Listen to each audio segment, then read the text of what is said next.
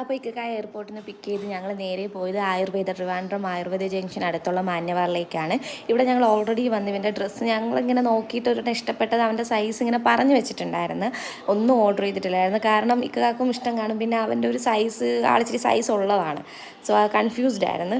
അങ്ങനെ പിന്നെ വന്ന് ഞങ്ങൾ നേരെ വന്നത് 10 മണി വരെ ഉണ്ടായിരുന്നു. ഇക്ക നൈറ്റാണ് വന്നത് തന്നെ. അപ്പോൾ ജസ്റ്റ് പെട്ടെന്ന് വന്നൊന്ന് ട്രയൽ ചെയ്ത് നോക്കി, ഇക്കക്ക് ഇഷ്ടപ്പെടുന്നതൊക്കെ നോക്കിയപ്പോഴത്തേനും ഇത് അടിപൊളിയായിട്ട് ഞങ്ങൾക്ക് എല്ലാവർക്കും ഇഷ്ടപ്പെട്ടിട്ടുണ്ടായിരുന്നു. പിന്നെ ഈ തൊപ്പിയും പിന്നെ ഒരു പിന്നൊക്കെ ഉണ്ടായിരുന്നു.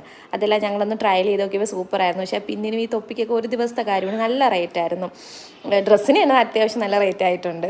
അപ്പോൾ പിന്നും മറ്റതൊക്കെ വേസ്റ്റാണ്. സോ അതൊന്നും ഞങ്ങൾ മേടിച്ചിട്ടില്ലായിരുന്നു. പിന്നെ അത് മേടിച്ച് ഞങ്ങൾ നേരെ വീട്ടിലോട്ട് വന്നിട്ട് ഇക്കയുടെ ബെഡ്റൂമാണ് ഫസ്റ്റ് നോക്കുന്നത്. മാഷാ അല്ലാഹ് അൽഹംദുലില്ലാഹ് അവന് ഭയങ്കരമായിട്ട് ഇഷ്ടപ്പെട്ടിട്ടുണ്ടായിരുന്നു. പിന്നെന്തുവാണ്, അപ്പം ഇക്കക്കാരുടെ ഡ്രസ്സിൻ്റെ കാര്യം ഇത്രയാണ്. ഞങ്ങളതെല്ലാം അവസാന നിമിഷമാണ് സെറ്റായത്. അൽഹംദുലില്ലാഹ് എല്ലാം നല്ല രീതിയിൽ